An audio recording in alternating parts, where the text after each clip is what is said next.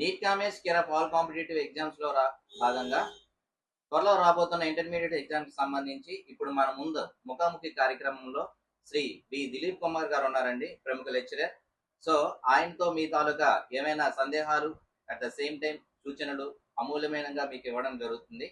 At the same time ఈ channel ఎవరైతే చూస్తున్నారో లైక్, షేర్, సబ్స్క్రైబ్ చేస్తారని మనస్ఫూర్తిగా కోరుకుంటూ ఈ ముఖాముఖి కార్యక్రమం ప్రారంభిద్దామండి. నమస్తే సార్. నమస్తే అండి.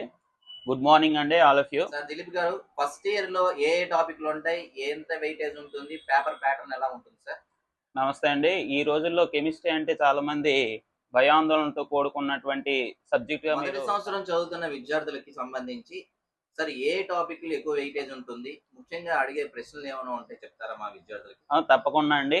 మనకి ప్రథమ సంవత్సరం సంబంధించినటువంటి టాపిక్స్ మనము ప్రప్రథంగా చూసుకున్నట్లయితే దీంట్లో మొదటి టాపిక్ అయినటువంటిది మనకి అటామిక్ స్ట్రక్చర్ అండి. ఈ అటామిక్ స్ట్రక్చర్ నుంచి మనకి 8 మార్కులు ఉంటుంది. ఈ 8 మార్కులు మనకి 3 క్వశ్చన్లు చదువుకున్నట్లయితే ఈ 8 మార్కులు కూడా మనము ప్రాక్టీస్ చేయడానికి సులభంగా ఉంటుంది. దానిలో నెక్స్ట్ లెసన్ చూస్ చేసుకున్నట్లయితే నెక్స్ట్ లెసన్లో మనకి classification of elements and periodic property అనేటువంటి లెసన్ ఉంటుంది. దాంట్లో నుంచి మనకి 8 మార్కులు రావడం జరుగుతుంది. అదేవిధంగా మూడో లెసన్కి వచ్చేసరికి కెమికల్ బాండింగ్ ఉంటుంది. ఈ కెమికల్ బాండింగ్లో నుంచి కూడా 2 4 మార్క్స్ మనకి రావడం జరుగుతుంది. ఆ 2 4 మార్క్స్లో నుంచి మనకి సమ్ టైమ్స్ ఏంటంటే ఒక ఎస్ఐ క్వశ్చన్ కింద కూడా ఇస్తాడు. దీనిలో నుంచి 8 మార్కులు వస్తూ ఉంటుంది. అదేవిధంగా ఫోర్త్ టాపిక్ వచ్చినట్టయితే స్టేట్స్ ఆఫ్ మ్యాటర్ అనేటువంటి లెసన్ ఉంటుంది.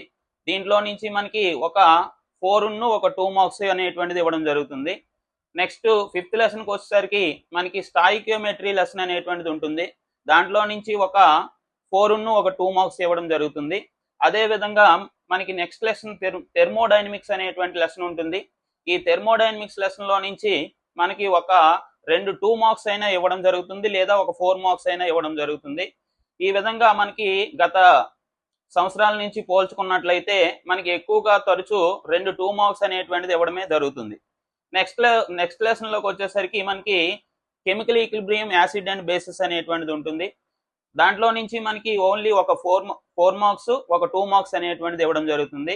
ఇంకా నెక్స్ట్ లెసన్కి వచ్చేసరికి హైడ్రోజన్ అండ్ ఇట్స్ కాంపౌండ్స్ ఉంటుంది. హైడ్రోజన్ అండ్ ఇట్స్ కాంపౌండ్స్లో నుంచి మనకి ఒక 4 మార్క్స్ మాత్రమే ఇవ్వడం జరుగుతుంది. అదేవిధంగా నెక్స్ట్ లెసన్కి వచ్చేసరికి ఎస్ బ్లాక్ ఎలిమెంట్స్ అనేటువంటిది ఉంటుంది. దాంట్లో నుంచి మనకి 2 మార్క్స్ అనేటువంటిది ఇవ్వడం జరుగుతుంది.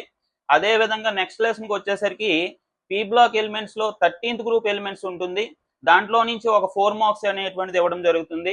అదేవిధంగా నెక్స్ట్ లెసన్కి వచ్చేసరికి మనకి పీ బ్లాక్ ఎలిమెంట్స్లో 14th గ్రూప్ ఎలిమెంట్స్ ఉంటుంది. దాంట్లో నుంచి కూడా మనకి ఒక 4 మార్క్స్ ఇవ్వడం జరుగుతుంది. నెక్స్ట్ మనకి ఎన్విరాన్మెంటల్ కెమిస్ట్రీ అనేటువంటిది ఉంటుంది. ఎన్విరాన్మెంటల్ కెమిస్ట్రీలో నుంచి 2 మార్క్స్ ఇవ్వడం జరుగుతుంది. అదేవిధంగా లాస్ట్ లెసన్ అయినటువంటి ఆర్గానిక్ కెమిస్ట్రీ ఉంటుంది. ఆర్గానిక్ కెమిస్ట్రీలో నుంచి మనకి ఫస్ట్ ఇయర్కి సంబంధించి ఒక 8 మార్కుల క్వశ్చన్ మరియు ఒక 2 మార్క్స్ క్వశ్చన్ అనేటువంటిది ఇవ్వడం జరుగుతుంది. ఈ విధంగా ప్రథమ సంవత్సరం అయినటువంటి విద్యార్థులకి పేపర్ యొక్క ప్యాటర్న్ మరియు మార్క్స్ ఆ విధంగా ఇవ్వడం జరుగుతూ ఉంటుంది. Okay sir. దిలీప్ సార్, అయితే మొదటి సంవత్సరం చదువుతున్న విద్యార్థులకు సంబంధించి పేపర్ ప్యాటర్న్ ఎలా ఉంటుంది, సెక్షన్ వైజ్ ఏ క్వశ్చన్లు ఇస్తారో మా విద్యార్థులకు చెప్తారా? తప్పకుండా అండి. మనకి సులభ రీతిలో మనకి నేర్చుకున్నట్టుకు మనకి కొన్ని టాపిక్స్ ఉంటాయి. అదే విధంగా మనకి ప్రశ్నాపత్రం అనేటువంటిది ఏ విధంగా ఉంటుందో ఇప్పుడు నేను ఎక్స్ప్లెయిన్ చేయాలనుకుంటున్నాను. అందరికీ విద్యార్థులకి తెలిసిన విషయమే అయినప్పటికీ మరొకసారి మనము పరిశీలించుకున్నట్లయితే సెక్షన్ ఏలో నుంచి మనకి 10 మార్క్స్ ఇస్తారండి. ఈ 10 మార్క్స్కి మనం 10 రాయాల్సి ఉంటుంది. అప్పుడు మనకి 20 మార్క్స్ దానికి అలౌట్ చేస్తాడు. నెక్స్ట్ సెక్షన్ బిలో నుంచి 8 4 మార్క్స్ ఇస్తాడండి. 8 4 మార్క్స్లో మనము 6 రాయాల్సి ఉంటుంది. ఆ 6 4s 24 మార్క్స్ అండి. అదేవిధంగా మనకి సెక్షన్ సిలో నుంచి 3 ఎస్ఐ క్వశ్చన్స్ ఇస్తాడండి. 3 8 మార్కులు ఇస్తాడు. 3 8 మార్కులకి మనకి 2 రాయాల్సి ఉంటుంది. 2 8 16 మార్కులు. ఇలా మనకి టోటల్గా చూసుకున్నట్లయితే 60 మార్క్స్కి పేపర్ ప్యాటర్న్ ఉంటుందండి. టోటల్గా వెయిటేజ్ అయితే 76 మార్క్స్కి మనకి విత్ చాయిస్తో కలిపి మనకి 16 మార్క్స్ చాయిస్ ఉంటుందండి. మనకి ఈ విధంగా ప్రశ్నాపత్రం ఇవ్వడం జరుగుతుంది. దిలీప్ సార్, అయితే ఫస్ట్ ఇయర్ లో ఉండే 13 టాపిక్ల్లో ఏ టాపిక్లు బాగా చదివితే మా విద్యార్థులు అనే వాళ్ళు ఈజీగా ఎక్కువ మార్కులు తెచ్చుకోగలరు? అదండి, సులభ రీతిలో మనకి విద్యార్థులు మనకి ఎక్కువ మార్క్స్ స్కోర్ చేసుకోవడం అనేటువంటిది చాలా తక్కువ టాపిక్స్ అనేటువంటివి ఉంటాయి మనకి. ఆ తక్కువ టాపిక్స్ లో మనకి మెయిన్లీ వచ్చేటువంటి టాపిక్స్ ఏంటంటే మనకి అటామిక్ స్ట్రక్చర్ అనేటువంటి టాపిక్ ఉంటుంది. అదే విధంగా classification of elements and periodic property, ఈ రెండు లెసన్లో నుంచి మనకి దాదాపు 16 మార్క్స్ వస్తాయి. ఈ 16 మార్క్స్ లో నుంచి మనకి చూసినట్లయితే ప్రతి లెసన్ కి ఒక 3 ఇంపార్టెంట్ క్వశ్చన్లు ఉంటాయండి. ఆ 3 ఇంపార్టెంట్ క్వశ్చన్లు మనం పెర్ఫెక్ట్ గా చదివినట్లయితే మాక్సిమం దీంట్లో నుంచే రిపీట్ చేస్తూ ఉంటారు. దాంట్లో నుంచి రావడానికి ఎక్కువ ఛాన్సెస్ అనేటువంటి ఉంటాయండి. అదే విధంగా మనము చూసుకున్నట్లయితే మనకి కొన్ని టాపిక్స్ సులభమైనటువంటి టాపిక్స్ ఉంటాయి. మనకి చూసినట్లయితే స్టేట్స్ ఆఫ్ మ్యాటర్ అనేటువంటి లెసన్ ఉంటుంది. దానిలో ఒక 4 మార్క్స్ వస్తుంది. అదే విధంగా ఒక 2 మార్క్స్ వస్తుంది.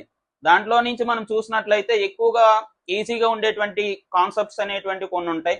అవి నేర్చుకున్నట్లయితే మనకి దాదాపు విద్యార్థులు అనేటువంటివి మనకి అనుకున్న దానికన్నా ఎక్కువ సులభమైనటువంటి రీతిలో మార్కులు సంపాదించగలరు అనేటువంటి ఆశిస్తూ ఉన్నాం.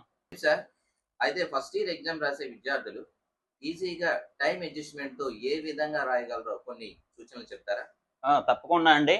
మనకి ఇంటర్ ప్రథమ సంవత్సరంకి వచ్చేసరికి చాలా మందిలో మనకి ఏ విధంగా రాయాలనేటువంటి డౌట్స్ అనేటువంటివి ఉంటాయి.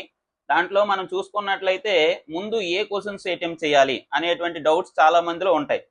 ఇప్పుడు మనం చూసుకున్నట్లయితే మనకి 3 8 మార్కుల క్వశ్చన్లు ఉంటాయండి. ఈ 3 8 మార్కుల క్వశ్చన్లో మనం 2 రాయాల్సి ఉంటుంది. ప్రథమంగా వాటిలో నుంచి మనం 8 మార్కుల్ని ముందు చూస్ చేసుకోవాల్సి ఉంటుంది. ఎందుకంటే 2 8 మార్కులు రాశారంటే మనకి 16 మార్క్స్ వస్తాయి. ఇంకా మనము చూసినట్లయితే ఒక టాపిక్ లో నుంచి ఒక 4 మార్క్స్ రాసినా కూడా దాంట్లో నుంచి మనకి 20 మార్క్స్ రావడం జరుగుతుంది. కాబట్టి మనకి మాక్సిమం మనము ఎప్పుడు కూడా ప్రయారిటీ అనేటువంటిది 8 మార్క్స్ ఇవ్వాల్సి ఉంటుంది. ఫస్ట్లీ 8 మార్క్స్ ఇచ్చేసిన తర్వాత మనము 4 మార్క్స్ చూస్ చేసుకోవాల్సి ఉంటుంది. దాని తర్వాత మనకి ఏదైతే బాగా వచ్చో అది మనం అటెంప్ట్ చేసినట్లయితే మనకి మంచి మార్క్స్ రావడం జరుగుతుంటుంది. అందుకు మనం చూస్ చేసుకోవాల్సిన విషయం ఏంటంటే ఇక్కడ ఖచ్చితంగా 8 మార్కులు ఫస్ట్ చూస్ చేసుకోవాలి. తర్వాత మనకి 4 మార్క్స్, తర్వాత 2 మార్క్స్ మనం రాసినట్లయితే మంచి మార్క్స్ రావడానికి ఛాన్సెస్ అనేటువంటివి ఎక్కువగా ఉంటాయి. దిలీప్ సార్, ఇంతవరకు మీ అమూల్యమైన సమయాన్ని మా నీట్ కమిషన్ ఛానల్కు అదేవిధంగా ప్రేక్షకులకు మీ యొక్క సలహాలు సూచనలు అందించినందుకు సదా మా యొక్క ధన్యవాదాలు తెలియజేసుకుంటాం సార్. ఈ ఎగ్జామ్ రాసే ఫస్ట్ ఇయర్ ఎగ్జామ్ రాసే విద్యార్థులకు మీ యొక్క ఆల్ ద బెస్ట్ చెప్తారని మనస్ఫూర్తిగా కోరుకుంటున్నాం. మనము టైంని మనము అడ్జస్ట్ చేసుకోగలిగితే దాంట్లోనే ఎక్కువ సక్సెస్ అవ్వడానికి ఛాన్సెస్ అనేటువంటి ఉంటాయి. టైం అడ్జస్ట్మెంట్ అనేటువంటిది చాలా మందికి తెలియాలి. ఇది ఏ విధంగా టైం అడ్జస్ట్ చేసుకోవాలి అనేటువంటిది మనం చూసినట్లయితే మనం తక్కువ టైంలో 4 మార్క్స్ కన్నా మనము ముందు 8 మార్కులు చూస్ చేసుకున్నట్లయితే దాంట్లో మనం 2 8 మార్కులు రాసినప్పటికీ ఈజీగా మనకి సక్సెస్ అవ్వడానికి ఛాన్స్ ఉంటుంది. ఇటువంటి క్లూస్ మనం ఎంచుకోవడం వలన ఈజీటువంటి ఒత్తిడి లేకుండా ఈజీగా సులభంగా మనం మార్కులు సంపాదించుకోవడానికి అవకాశం ఉంటుంది. ఎవరు కూడా ఈ విద్యార్థులు అనేటువంటివి భయాందోళనకు గురి కాకుండా చక్కగా సులభమైనటువంటి రీతిలో ఇటువంటి చూస్ చేసుకున్నట్లయితే మనకి ఈజీగా సక్సెస్ అవ్వడానికి ఛాన్సెస్ అనేటువంటివి ఎక్కువగా ఉంటాయి. దిలీప్ సార్, మీ అమూల్యమైన సమయాన్ని మా ఛానల్కు మా ప్రేక్షకులకు అందించినందుకు మీకు సదా ధన్యవాదాలు తెలియజేసుకుంటూ మా విద్యార్థులకు ఆల్ ద బెస్ట్ చెప్తారని కోరుకుంటున్నాం. తప్పకుండా అండి. విద్యార్థులందరికీ ప్రత్యేకంగా మనకి చూసుకున్నట్లయితే చాలా బాగా రాసి ప్రశాంతంగా విద్యార్థులందరూ ఎగ్జామ్ని పూర్తి చేయాలని మనస్ఫూర్తిగా ఆశిస్తూ ఆ దేవుడి యొక్క ఆశీస్సులు మీకు ఎల్లవేళలో ఉండాలని మనస్ఫూర్తిగా కోరుకుంటూ ఈ కార్యక్రమాన్ని ఇంతటితో ముగిస్తూ ఉన్నాం. మన యొక్క దేశ భవిష్యత్తుకు విద్య అనేది చాలా ముఖ్యం. అటువంటి విద్య ద్వారా ఈ ఛానల్ ముందుకు తీసుకెళ్తున్న ప్రతి ఒక్కరికి మా ప్రత్యేక ధన్యవాదాలు తెలియజేసుకుంటున్నామండి. మరొక ఎపిసోడ్తో మళ్ళీ కలుద్దాం. మా యొక్క ఛానల్ని లైక్, షేర్, సబ్స్క్రైబ్ చేస్తారని మనస్ఫూర్తిగా కోరుకుంటూ మీ నీట్ కామేష్.